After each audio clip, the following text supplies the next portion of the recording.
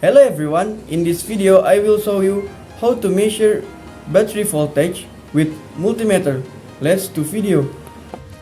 Step 1. Prepare the tools. You need multimeter analog, 1 battery, 1 black probe, and 1 red probe. Step 2. Set multimeter to DC voltage mode. Turn the selector to DC voltage symbol. After that, connect the probe. Plug the black probe into the port label COM for common or ground, and plug the red probe into the port label V for voltage.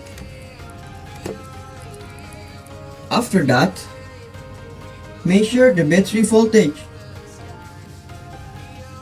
Touch the black probe to the battery negative terminal and touch the red probe to the battery positive terminal. Final step, read the result. Look at the number on the multimeter screen.